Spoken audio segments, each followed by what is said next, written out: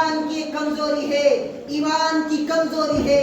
اگر ہمارا ایمان مستحکم ہوتا، اگر ہمارا ایمان پختہ ہوتا تو ہم فتنہ ارتداد فقد قال الله تبارك وتعالى في القرآن المجيد أعوذ بالله من الشيطان الرجيم بسم الله الرحمن الرحيم ومن يكفر بالإيمان فقد حبط عمله وهو في الآخرة من الخاسرين صدق الله العظيم۔ معزز سامعین اور حکم مستحکم، آج میری تقریر کا موضوع فتنہ ارتداد کے بڑھتے قدم اور اس کا سدباب ہے۔ دعا کیجیے کہ خالق کائنات کے صحیح کہنے کی توفیق عطا فرمائے۔ حضرات، ہمیں بحیثیت مومن و مسلم اس بات کا علم ہونا چاہیے کہ ہمارے لیے ایمان ایک عظیم دولت اور بہت قیمتی سرمایہ ہے، لہذا اس کی حفاظت نہایت لازم امر ہے۔ یہی وجہ ہے کہ ہر دور میں متبعین اسلام کو دشمنان اسلام نے ہر چہار جانب سے اسلام سے بیزار کرنے کی سازشیں کی ہے، اور خاص طور سے دور حاضر میں دشمنان اسلام کی بڑی خواہش یہ ہے کہ امت مسلمہ کی نئی نسل کے دلوں سے ایمان اور اسلام کا صفایا کر دیا جائے، اور اس کے لیے مختلف قسم کے حرب استعمال کر رہے ہیں، اور اطمینان کی حد تک انہیں کامیابی بھی مل رہی ہے۔ ہر نئی صبح اخبارات اور سوشل میڈیا کے توسط سے کوئی نہ کوئی ارتداد جیسی خبر سننے کو ملتی ہے، جس سے دل مسلم رنجور ہوتا ہے، اور بھلا کیوں نہ ہو، یہی تو عین اسلام ہے۔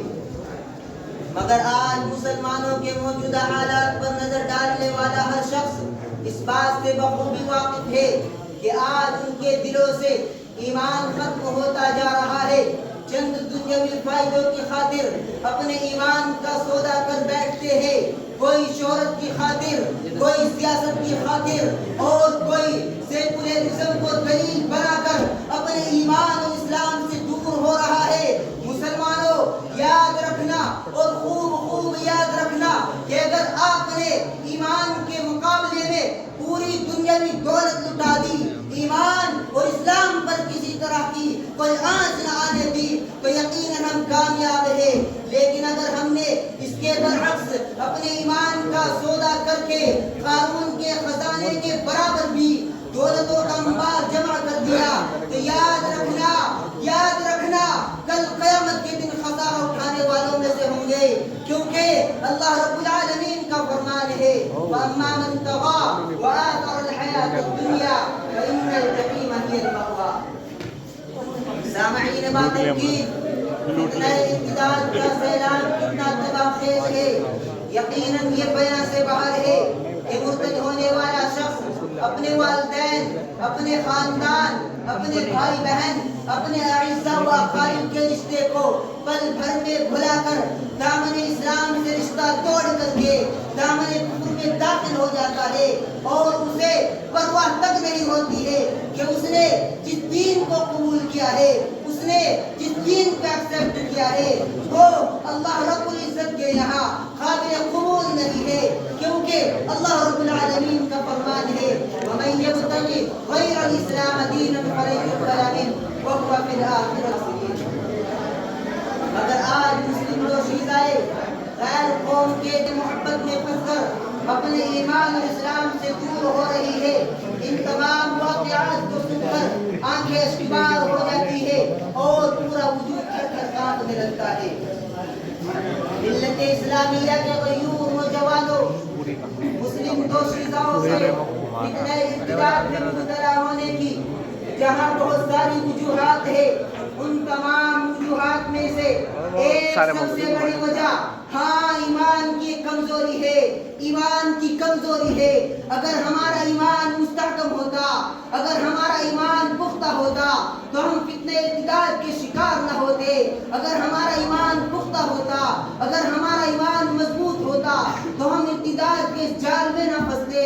ہم اپنے آپ کو اسیران حلقہ نبوت کی صف میں شمار تو سمجھتے ہیں، مگر ہمارا ایمان کتنا مستحکم ہے ہر صاحب شعور اس کا ادراک کر سکتا ہے۔ حالات چاہے کتنے ہی ناساز ہو، وابستگان دامن رسالت کبھی اپنے ایمان کا سودا نہیں کرتے ہیں.